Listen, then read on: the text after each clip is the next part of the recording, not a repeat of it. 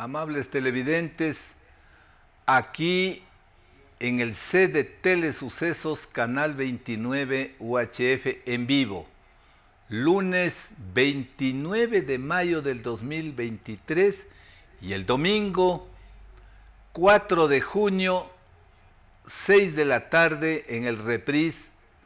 Estaré contestando vuestras inquietudes desde mi casa. Como siempre, con un contenido que semana a semana preparamos.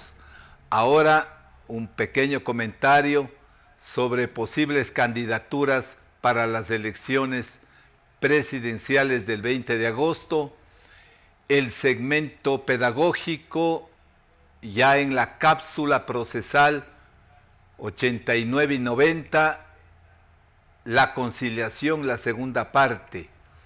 El tema central, ahora hablaremos de las asignaciones forzosas. Aquellas que no se pueden prescindir son las asignaciones forzosas. Estaremos desarrollando pausadamente y de la manera más asequible posible. Haremos conocer todos los pormenores que hacemos en la consultora jurídica Galiardo. Entraremos a las experiencias de la semana, que siempre son unas 2 o 3. Promocionaré los cursos de oratoria, ahora que ya se avecina vacaciones, y la difusión de las obras que realiza quien les habla en audio, en lo que me gusta, hablar obras de cultura, que ya estamos por 1500 artículos grabados en flash memory de diferentes temas. Bienvenidos todos y arrancamos con el programa.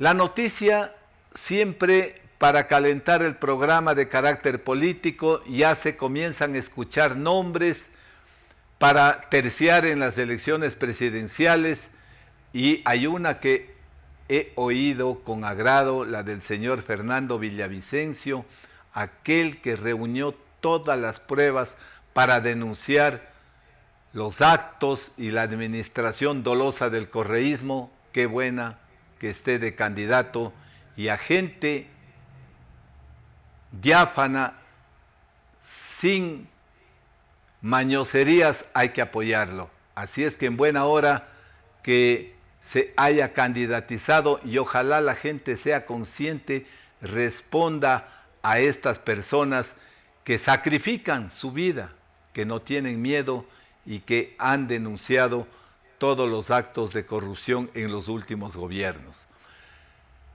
Con ello pasamos ahora sí a comenzar la parte que nos interesa, la parte jurídica, que no es otra cosa que el segmento pedagógico del COGEP, del Código Orgánico General de Procesos, la segunda parte de la conciliación, que no es otra cosa que en las instancias, en el desarrollo del juicio, ya sea en audiencia única o en audiencia preliminar o en audiencia de prueba, existe esta posibilidad autocompositiva de resolver los conflictos a través de una conciliación.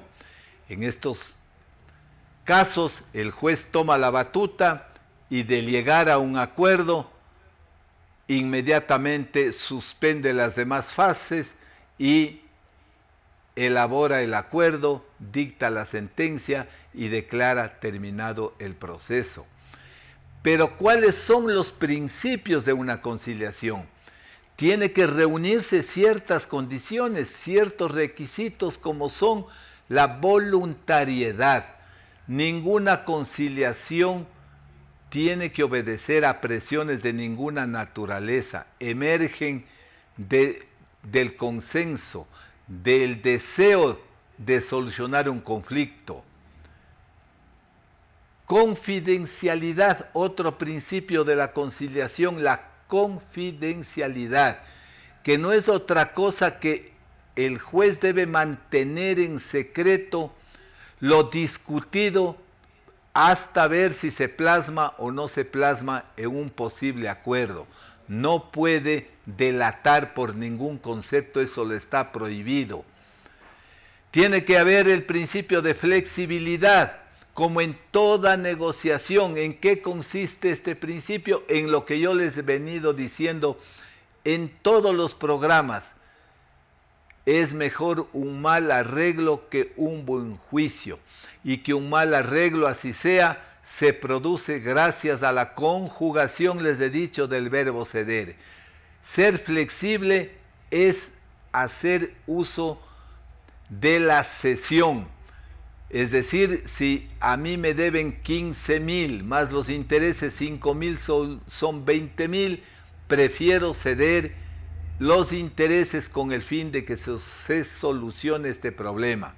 Y la neutralidad e imparcialidad, el juez que hace las veces de mediador, que facilita el acuerdo entre las partes. Esa es la función de tener esa calidad de neutral, de imparcial. Y llegamos a lo que hemos venido, al tema central del programa, a la razón de ser del mismo, avanzando poco a poco esos 460 artículos que nos hemos propuesto. Ya hemos avanzado como 200, ahora me toca el título quinto. Miren ustedes, el título quinto, que se refiere a las asignaciones forzosas. Así es que vamos a conocer aquí una palabra que muchas veces cuando éramos estudiantes nos confundíamos. Decíamos la legítima, rigurosa, y no es así, nos fallaba en el examen. Es la legítima rigorosa, que ya vamos a ver en qué consiste.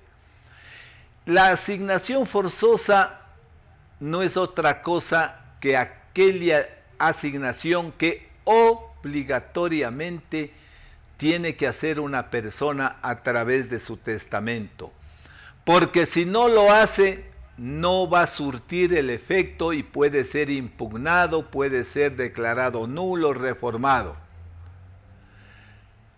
Las asignaciones forzosas son la porción conyugal, que ya vamos a ver, las legítimas, la cuarta de mejoras en las sucesiones de los descendientes.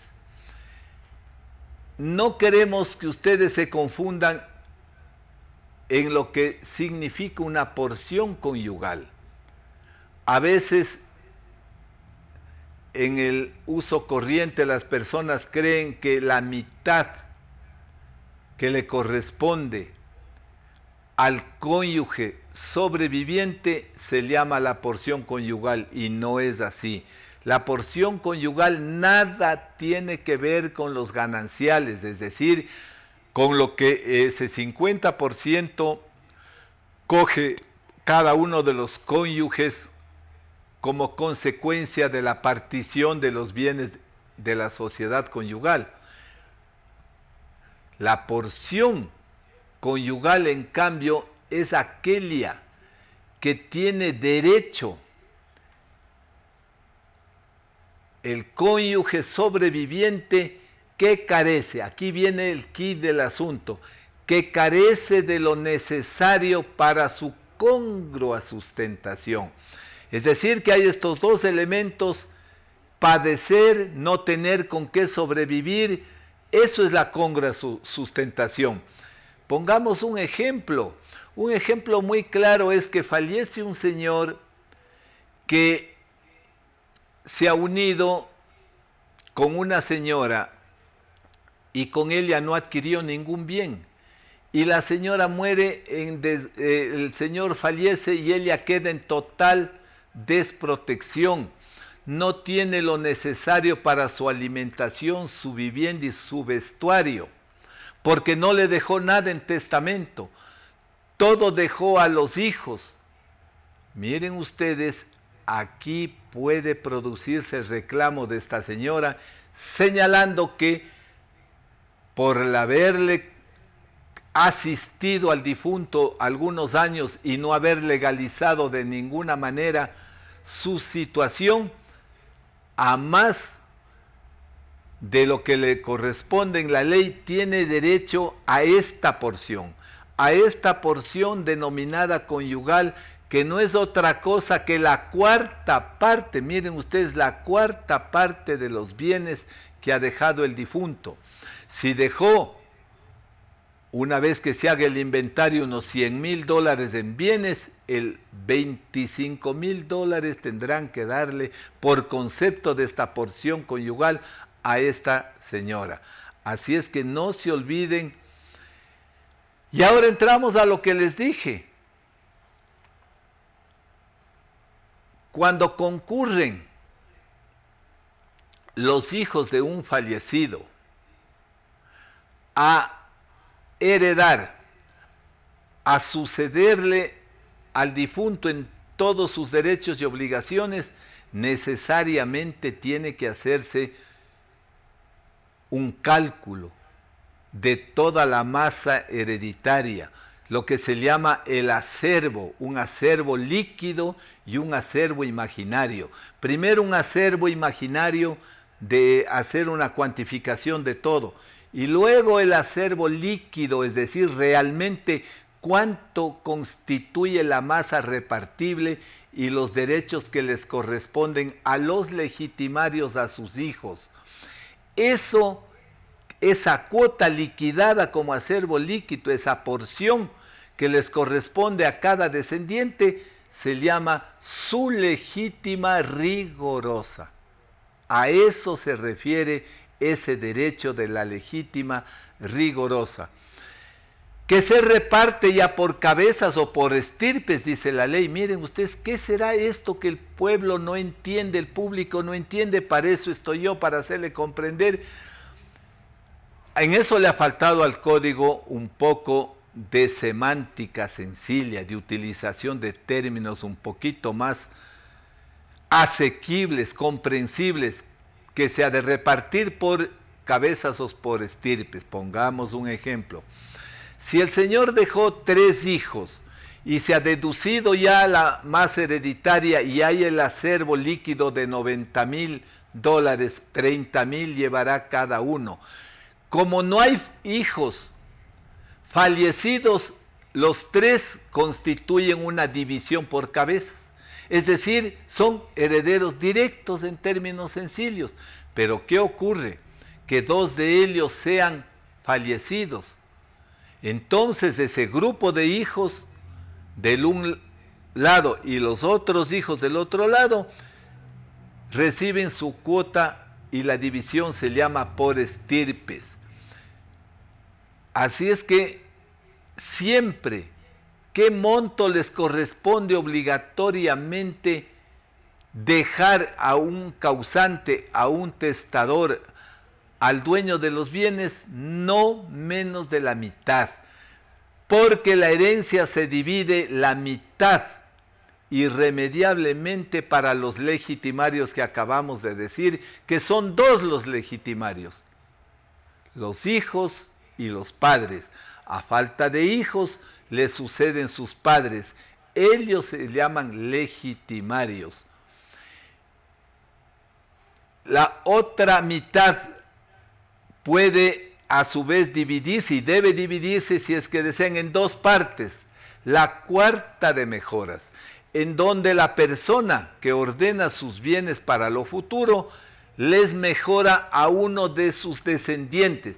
Si solo mejora a uno de ellos, hace bien, no pueden los otros reclamar, porque ya les dejó lo que obligatoriamente les corresponde, es la mitad. Pero siempre hay un hijo preferido, un hijo más preocupado de su padre, que ha hecho todo lo humanamente posible porque viva muchos años más, estuvo y le asistió en todos los momentos. A él quiere mejorarle con esta cuarta parte y lo hará bien, o a un nieto. Así es que estas mejoras siempre son a los descendientes. Y nos queda una cuarta parte de libre disposición, que es ahí sí a su arbitrio, dice la ley. El testador podrá mediante acto testamentario, disponer una cuarta parte de sus bienes su libre arbitrio, que en términos sencillos es a su libre disposición, al vecino, al que pasa por la calle, a su empleada doméstica, a gente que él tiene mucha gratitud, generalmente se deja esta cuarta parte de los bienes. Todo esto constituyen las asignaciones forzosas. Me voy a permitir leer desde el artículo 1221, que vale la pena interpretarle.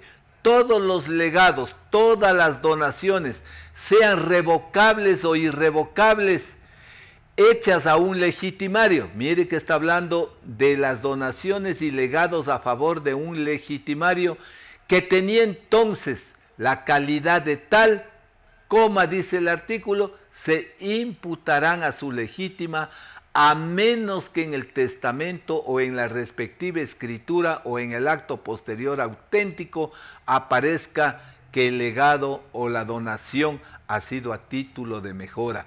Solo si ha sido título de mejora, se queda tal como está. De lo contrario, si ha habido una donación anterior, si ha habido un legado anterior, tiene que imputarse a la legítima.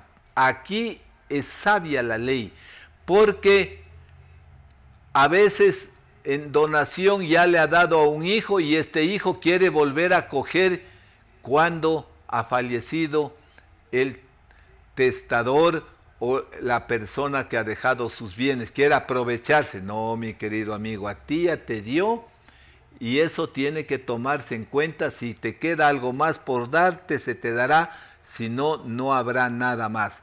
Con la sola excepción de que si esa donación lo hace a título de la cuarta parte de las mejoras. En esta parte hemos dado por terminado las asignaciones forzosas y ya vamos por el artículo 1200, todavía nos falta decenas de disposición. Hoy vean, con el comentario que he hecho hemos abordado 35 artículos. Así es que quiero invitarles a que vengan en consulta sobre estos temas a la oficina. Y si no, hagan lo que hacen muchísimas personas que están en condición de adultos mayores, me llaman, voy a su casa el sábado, un día ordinario, ya les voy a contar que estuve en Pomaski con una persona adulta mayor y que explicándole cada una de sus inquietudes. Así es que haga uso de la visita a domicilio, que me gusta hacerlo, o venga al despacho porque tengo parqueadero. Me dedico a particiones, donaciones, todo lo que es los temas notariales, las minutas de todo el artículo 18 de la ley notarial, desahucios de inquilinos, desalojo de inquilinos. El horario es muy conocido, 8 de la mañana a 1 de la tarde y de 3 a 6 de la tarde. Que la consulta cuesta $40, nos vamos hasta 1 hora respondiendo a todas sus inquietudes. Véame en la página web galiardoabogado.com o en el YouTube Dr. César Eduardo Galiardo. Están todos los videos de todos los programas de Telesucesos para usted, señor estudiante, para usted que quiere un poquito autoprepararse en materia legal. Que dispongo de parqueadero, ¿qué más le puedo ofrecer a usted, amable televidente? Darle un espacio que tengo reservado para el cliente en el momento que él disponga. ¿Que es mejor una cita previa? ¿Por qué? Porque ahí yo le espero a usted tranquilamente. Vamos al corte, si se anima a echarme una llamadita al 0995-662-534, estoy a vuestra disposición y saldrá a llamar en el aire, siempre y cuando sea como yo soy, supremamente educado. Volvemos. Estamos de vuelta y les cuento que ha ingresado un WhatsApp de un televidente que dice: buenas tardes, como siempre, estoy pendiente de su programa. Una pregunta: un trabajador, cobijado trabajador de los organismos públicos, trabajador del Estado, pero cobijado bajo el Código del Trabajo, ¿tiene derecho a la jubilación patronal? Tiene derecho porque está bajo ese régimen legal, no está bajo el régimen de la ley del servidor público. Así es que todo trabajador que está sometido al Código del Trabajo y que ha cumplido 25 años bajo el mismo patrono, tiene derecho a la jubilación patronal. En experiencias de la semana tenemos una visita a Pomaski, les decía, con una persona de la tercera edad, lúcido, muy lúcido, explicaba con total claridad todos sus problemas, pero lo esencial es que quiere revocar una procuración a una profesional del derecho porque ya no goza de su confianza, no ha estado a las expectativas del mandante y me preguntaba cómo hacerlo. Muy simple, usted me da la orden, yo redacto la minuta de revocatoria de la procuración, luego voy con el notario al sitio, al despacho de la profesional y le entrego una copia certificada y el acta de notificación en virtud de la cual le hago conocer que hasta ahí nomás actúe con su procuración, que eso ha cesado por voluntad de su mandante. También ingresó un caso nuevo a la oficina de un lotecito de 321 metros aquí en Santa Isabel, en Amaguaña, en donde 2 personas son dueños del predio, son copropietarios 50% el uno, 50%. Yo no puedo seguir viviendo así, necesito la división. El municipio no lo va a permitir en este lote de terreno por la regularización, la zonificación, no lo va a permitir. Pero tenemos que forzar la partición a efectos de que él vendería su 50% a la demandada o la demandada tendría que vender su parte para así obtener la consolidación. No, y si nada de eso se da, tendrá que producirse el remate forzoso y cada cual coger su parte. Estamos en la parte final del programa. Decirles que ya es hora de que usted tome la decisión de aprender a hablar con fluidez como estamos haciéndolo nosotros, con soltura, con palabras consecuencia del estudio de la sinonimia. E igual adquiera la cultura, los audios de cultura, la variedad de temas editoriales, revistas, selecciones, novelas y filosofía e historia en un MP3, 1500 artículos. Mil gracias por vuestra atención. Domingo 4 de junio, día de la muerte del mariscal de Ayacucho Antonio José de Sucre en Marruecos, 6 de la tarde estaré con vosotros para contestarles las llamadas. Muy buenas tardes.